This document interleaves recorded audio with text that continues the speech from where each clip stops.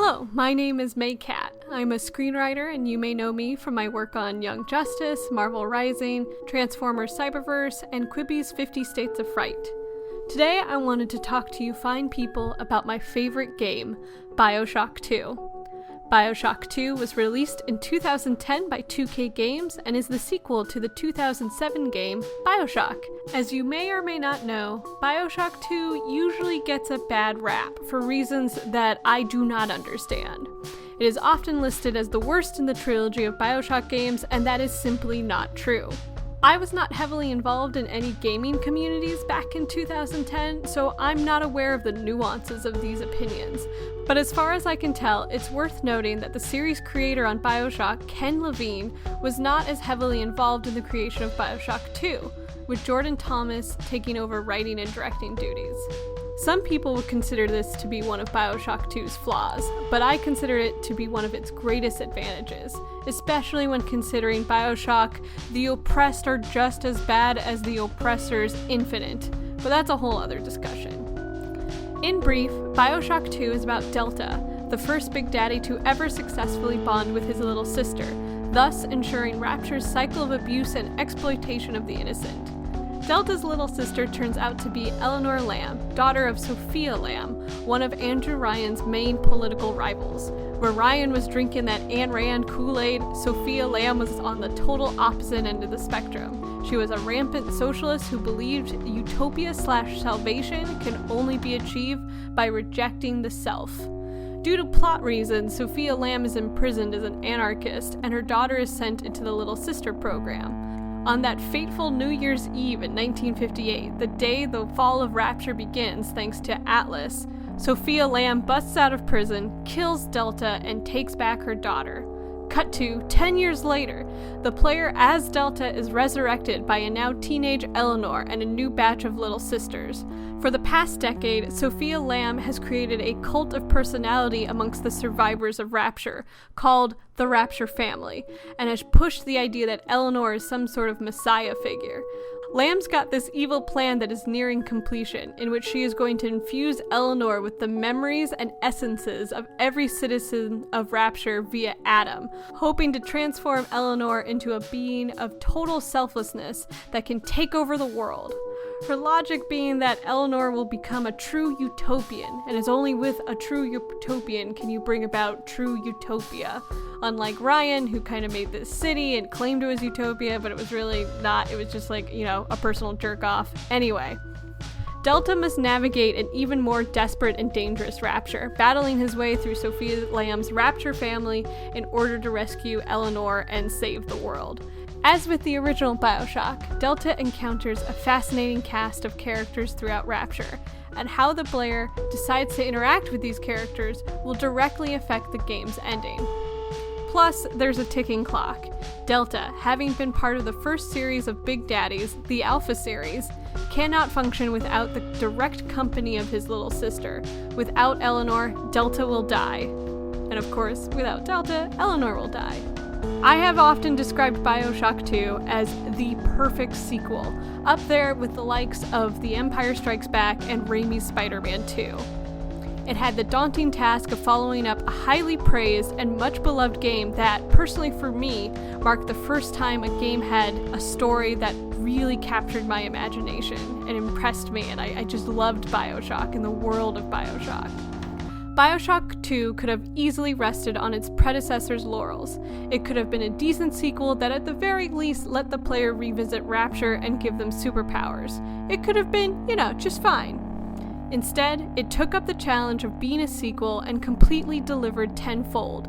It decided that BioShock wasn't just Rapture, it wasn't just the environment and splicers and plasmids. BioShock was its story, its characters and its twists and turns and all. And that story is full of amazing details and complications, and is so much more than the distillation of a man and a lighthouse as with Infinite. As to not just copy and paste the story of BioShock, BioShock 2 cleverly riffs off established tropes, utilizes character archetypes, and subverts expectation, taking the DNA of BioShock and, much like the citizens of Rapture, splicing it into something entirely new and, dare I say, better. That's right, to me, BioShock 2 is the best BioShock game. I mean, look, I love BioShock, but the twist of that game is that you're a genetically modified, murderous, brainwashed toddler sent to kill your own capitalist pig father by an even worse capitalist pig father.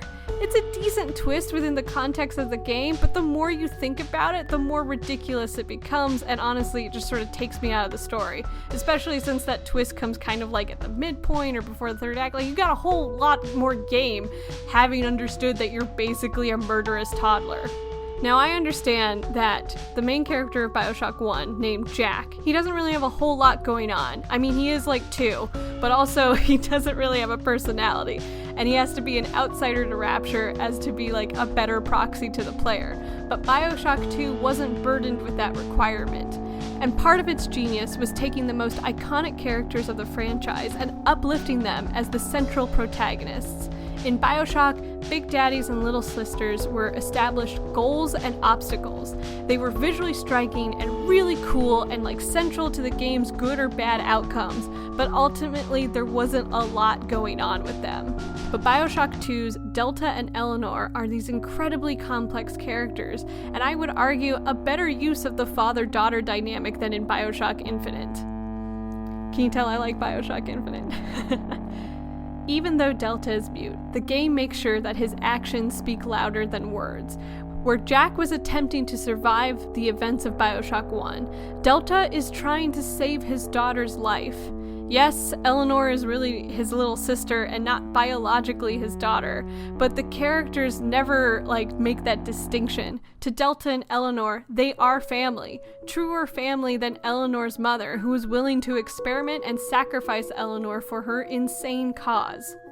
Now, you may argue that because Delta lacks a Jack or Booker-like twist of being the kinda sorta bad guy of their own games, he is less interesting. And I would tell you, honey, you're just not paying attention. By making Delta the protagonist, BioShock 2 reminds players that the big daddies that you've been dispatching this entire time are people too, who had lives of their own before they became Rapture's cannon fodder. Delta's fascinating backstory is cleverly told through the characters he encounters on his journey to Eleanor, since he himself cannot say it and probably does not remember it. The secondary characters all have long histories that intertwine and twist with Delta's, and most have directly affected his fate as a Big Daddy. As you learn, Delta has the esteemed position of being Rapture's only immigrant, in that he was a deep-sea diver who accidentally discovered the city. He was welcomed to Rapture and kinda became like a local celebrity dubbed Johnny Topside by the papers. But Andrew Ryan never trusted Topside and believed this dude was a spy and had him arrested. From prison, he was then sold to Fontaine Futuristics, where he went into the Big Daddy program and became Delta. Thus, Delta, like Eleanor, is purely a victim of Rapture. These bits of information work to inform the player not only about Delta, but also emotionally invests them for when it comes time to make decisions on how to treat the other secondary characters.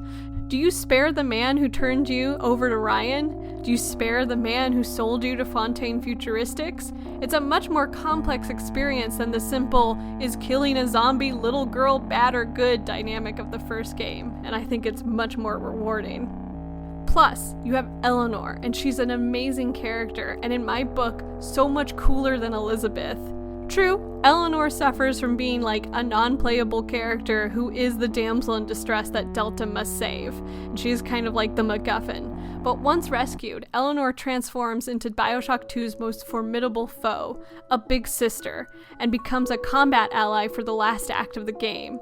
As your daughter, Eleanor's design doesn't become a victim of the male gaze, unlike, Elizabeth, who just every game just gets sexier and sexier. Elizabeth also gets touted as being the most powerful being in the multiverse, but she is simultaneously nerfed left and right. Eleanor, once free, maintains a formidable power throughout the rest of the game. And where Elizabeth's character and destiny is set in stone, Eleanor's is directly tied to who you choose to be and how you choose to play the game. In a wonderful microcosm of parenthood, who Eleanor decides to be is directly affected by who you are. This works to effectively tie your personal game experience to your daughter and the kind of life she'll have. The responsibility of parenthood gets summed up in a game full of genetic monsters and explosions. It's amazing. And that's just our protagonists. I'm not even talking about the secondary characters like Augustus Sinclair or Gilbert Alexander or Grace Holloway. No, I'm not going to mention Stanley. He's not the best example of what I'm trying to say. Where BioShock's side characters and foes lacked nuance, BioShock 2 has it in spades. True, Steinman and Sander Cohen in BioShock are fascinating, but they're not very deep. They're just kind of crazy. In the world of BioShock 2, everyone gets painted in shades of gray. Good people do bad things, bad people do good things, making your decisions on how to interact with them that much more complicated. And the story, you guys, the story's core is a father trying to rescue his long-lost daughter. That is already fantastic. But to have the survivors of this version of Rapture, now 10 years older than the last time you saw it, they're falling prey to another but kind of different cult is fascinating. And to have that cult be like the total opposite of everything Andrew Ryan stood for, but to still show that like you can fall prey to the evils of extremism is so smart. Sophia Lamb is a wonderful mirror to Andrew Ryan. Though their ideologies are in total opposition, they share the fact that they are cult leaders and total failures as parents. And even better, a great twist on the established lore is that Sophia Lamb wants what Andrew Ryan had. That's right, BioShock 2's story is so good it makes BioShock 1 better. It takes the murderous brainwashed toddler twist and somehow totally makes it work and makes it integral to BioShock 2's story. Sophia Lamb learns of Jack's existence, and without knowing how Jack's story ends, because, that's up to the player, she realizes that Fontaine succeeded in making an individual totally devoid of the self. Sophia believes if this kind of being can be replicated, then given the combined wisdom of Rapture, it will become this utopian she wants that is capable of making objective decisions for the betterment of the whole, unobstructed by, you guessed it, petty morality. Sophia hopes to transform Eleanor into this utopian, but everyone knows that with that much Adam in your genes, you're bound to become some sort of monster like Atlas, or as you see in the game, Gil Alexander. I say all this to say that BioShock 2 is doing an amazing job kind of playing jazz with what BioShock 1 had going with it. It's taking all the familiar things that you love about Rapture and just ever so slightly changing them into something new and interesting, and I think BioShock 2 honestly has a lot more interesting things to say. And it utilizes the concepts that were like the twist in BioShock 1, the concept of like fatherhood and parenthood and what is Jack if he's this genetic child of Andrew Ryan. Like, there's a lot of interesting things going on there, and then BioShock 2 takes those things, adds focus, and then makes clear statements about what it is like to be a parent and what it's like to raise a child, thanks to the game's, system of like your decisions actually matter.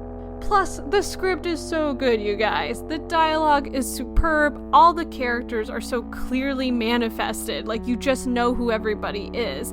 Even the disposable enemies have these like fascinating bits of stray dialogue you can overhear while walking through the streets of Rapture.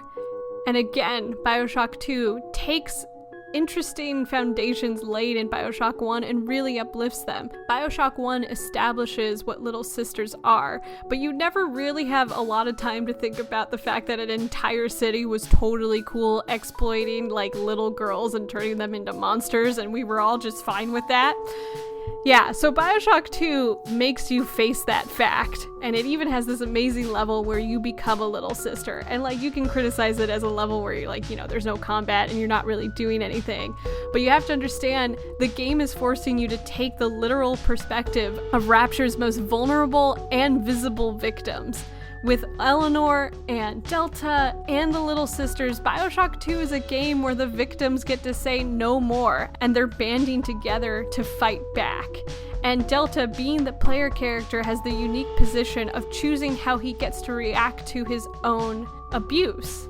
Does he fight fire with fire? Does he give in to abuse? Do you want to smash in the head of the guy who turns you into a big daddy, or do you want to give him mercy? And to me, those dynamics are so much more interesting than Jack, who is just sort of trying to survive. He didn't have a lot invested in the characters and how he decided to interact with them. He was just trying to pass through, not yet knowing who and what he was. But as Delta, your identity and your history is integral to Rapture. You're intertwined. You are one.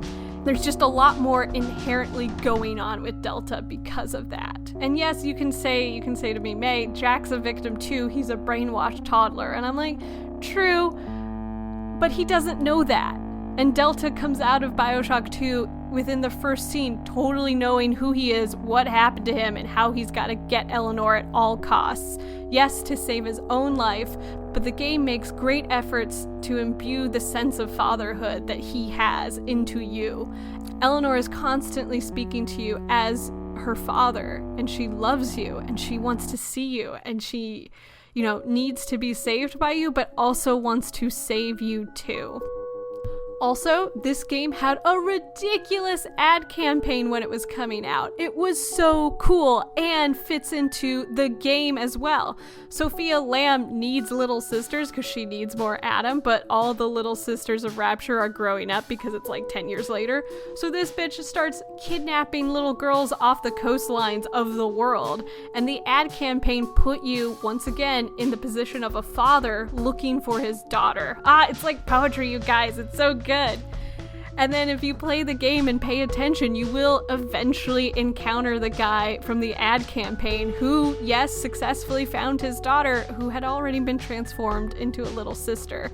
It's one of my favorite moments in BioShock 2 when you find this guy, because he's been transformed into a big daddy because he so desperately wanted to be with his little girl. And here you are, also a big daddy, having had to kill him so that you could progress in the game. And I just stood there and kind of was just like, God damn, what am I? Am I a monster? Which is not an experience you get to have in games usually, particularly ones where you have bees coming out of your hand and you're fighting genetic monsters.